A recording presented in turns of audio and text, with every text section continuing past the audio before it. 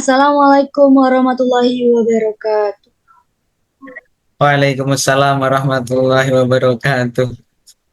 Alhamdulillahirabbil alamin wa bihi nasta'inu ala umur dunya waddin.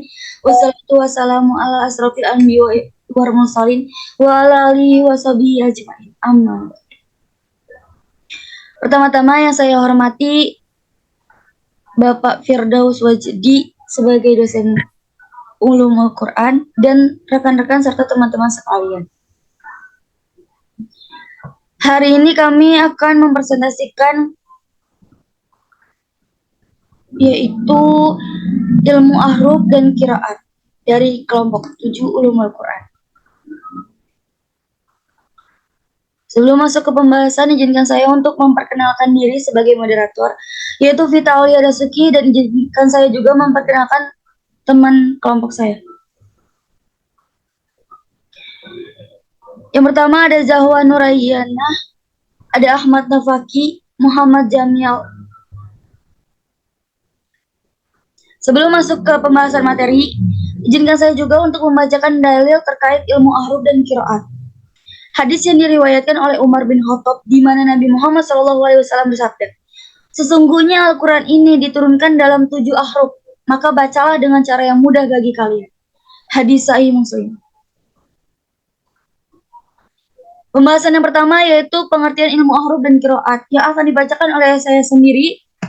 Pertama, pengertian ilmu ahruf. Ilmu ahruf adalah ilmu yang membahas tentang variasi atau perbedaan bacaan dalam Al-Quran yang diturunkan dalam 7 huruf, atau bisa disebut dengan ahruf sab'ah.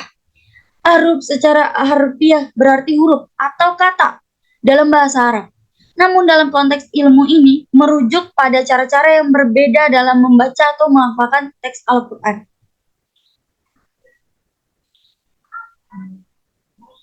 Sejarah turunnya 7 ahruf.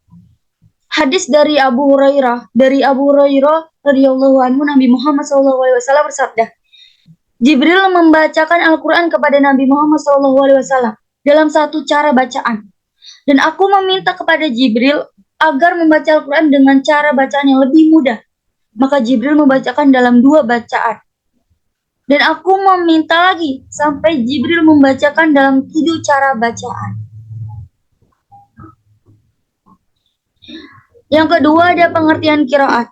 Secara etimologi, qiraat merupakan jamak dari qiroah, yang merupakan masdar dari qiro, yang artinya bacaan. Sedangkan secara terminologi terdapat beberapa pendapat seperti Ibnu Al-Jaziri, yang artinya ilmu yang menyangkut cara-cara mengucapkan kata-kata Al-Quran dan perbedaan-pedaannya dengan cara mengisbatkan kepada penukilnya. Macam-macam ahruf. Macam-macam ahruf itu ada 7. Yang pertama ada bahasa Quraisy, yang kedua ada bahasa Hudzail, yang ketiga ada bahasa Takif, yang keempat ada bahasa Hawazin, yang kelima ada bahasa Kinanah, yang keenam ada bahasa Tamim, dan yang terakhir ada bahasa Yaman.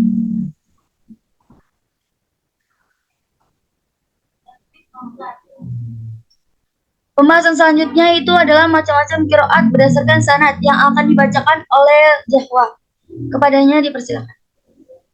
Menjelaskan tentang macam-macam qiraat. Macam-macam qiraat dibagi menjadi 2. Yang pertama berdasarkan sanad, yang kedua berdasarkan jumlah. Untuk yang berdasarkan sanad, qiraat dibagi menjadi 6. Yang pertama adalah qiraat mutawatir, yaitu qiraat yang diriwayatkan oleh banyak orang dari banyak orang yang tidak mungkin terjadi kesepakatan di antara mereka untuk berbuat kebohongan. Yang kedua, qiraat masyhur, yaitu qiraat yang sanadnya bersambung sampai kepada Rasulullah Shallallahu Alaihi Wasallam, diriwayatkan oleh beberapa orang yang adil dan kuat hafalannya. Yang ketiga, ada qiraat ahad, yaitu qiraat yang sanadnya bersih, akan tetapi menyalahi Rasam Utsmani dan tidak sesuai dengan kaidah bahasa Arab. Juga tidak dikenal di kalangan imam qiraat. Qiraat ahad ini tidak boleh dipakai untuk membaca Al-Quran dan tidak wajib meyakininya sebagai Al-Quran. Lanjut, yang keempat, ada qiraat syadz, yaitu qiraat yang cacat sanadnya dan tidak bersambung sampai kepada Rasulullah Shallallahu Alaihi Wasallam. Hukum qiraat syadz ini tidak boleh dibaca di dalam maupun di luar sholat. Yang kelima, ada qiraat maudhu, yaitu qiraat yang tidak ada asalnya. Yang keenam, ada qiraat mudraj, yaitu qiraat yang ditambahkan sebagai penafsiran, seperti qiraat Ibnu Abbas, Bismillahirrahmanirrahim, laisa alaikum junahun an tabtagu fadlan min rabbikum fi mawasimil haji fa idza afaqtum min arafatin. Quran surat Al-Baqarah ayat 198. Hadis riwayat Bukhari. Kalimat fi mawasimil haji adalah penafsiran yang disisipkan ke dalam ayat. Selanjutnya, ada pembagian qiraat berdasarkan jumlah. Yang pertama, ada qiraat sab'ah, yaitu qiraat yang dinisbatkan pada para imam qurra yang 7 yang termasyhur, yaitu Imam Nafi, Imam Ibnu Katsir, Imam Abu Amru, Imam Ibnu Amir, Imam Asim, Imam Hamzah, dan Imam Kisai. Yang kedua, ada qiraat asyarah, yaitu qiraat sab'ah di atas ditambah dengan 3 qiraat lagi yang disandarkan kepada Abu Ja'far, Ya'qub, dan Khalaf al-Ashir.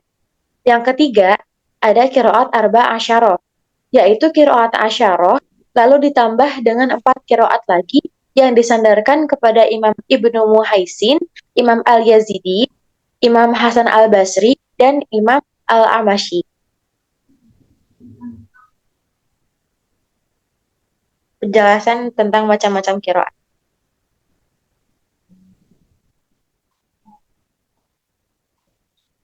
Baik, selanjutnya itu adalah pengaruh ahruf terhadap variasi bacaan Al-Quran, yang akan dijelaskan oleh saya juga.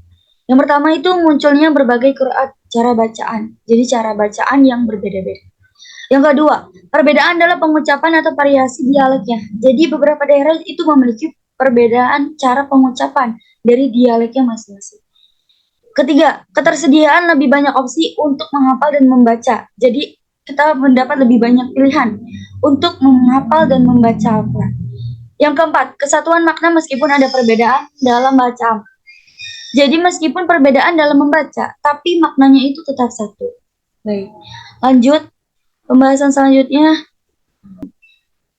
Ahmad, perbedaan ahruf dan Ya. qiraat. Terima kasih pada moderator atas kesempatannya. Bismillahirrahmanirrahim. Selanjutnya ada perbedaan ahruf dan qiraat. Perbedaan dari ahruf dan qiraat adalah untuk ahruf sendiri, ahruf sab'ah. Jadi istilah ahruf ini sudah muncul ketika zaman Rasulullah Shallallahu Alaihi Wasallam.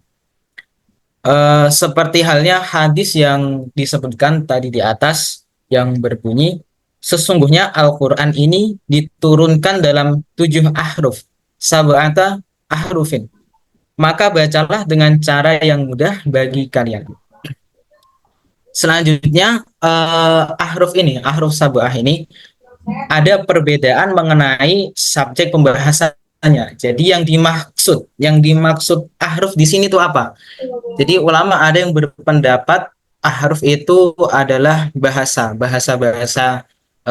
orang Yaman, bahasa orang Quraisy. Lalu ada ulama yang berpendapat bahwa yang dimaksud dengan ahruf ini adalah segi bahasa, tata letak suatu bahasa, mulai dari i'rab, terus mufrad, tasniyah, jama'. Nah, untuk qiraat sendiri, istilah qiraat itu baru muncul setelah Rasulullah Shallallahu Alaihi Wasallam wafat. Kalau tidak salah, pada masa tabi'in, yang mana itu waktu itu banyak sekali pelafalan Al-Quran yang bermacam-macam. Nah, dari permasalahan tersebut, keilmuan tersebut, para ulama bersepakat untuk membuat sebuah metode pembacaan Al-Quran yang mana terbagi menjadi beberapa qiraat yang telah tadi dijelaskan, ada qiraat sab'ah, qiraat asyarah, dan qiraat arba asyarah. Lalu untuk qiraat sendiri, subjek pembahasannya itu sudah jelas, yaitu mengenai cara melafazkan Al-Quran. Seperti contoh dalam ayat ihdinas siratal mustaqim. Ada suatu apa itu namanya? Seorang imam yang membaca dengan huruf za. Ihdinas siratal mustaqim. Nah, itu tadi. Nah, di samping apa itu namanya? Ada perbedaan antara ahruf dan kiroat. Istilah ahruf dan kiroat sendiri sendiri memiliki hubungan yang apa itu namanya? Menjadikan sebab musabab munculnya kedua istilah tersebut. Bisa di apa itu namanya? Slide-nya dipindah.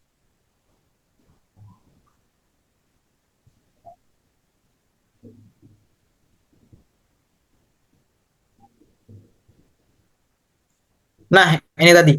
Walaupun memiliki pengertian yang berbeda, namun kedua istilah tersebut ya memiliki hubungan atau keterkaitan.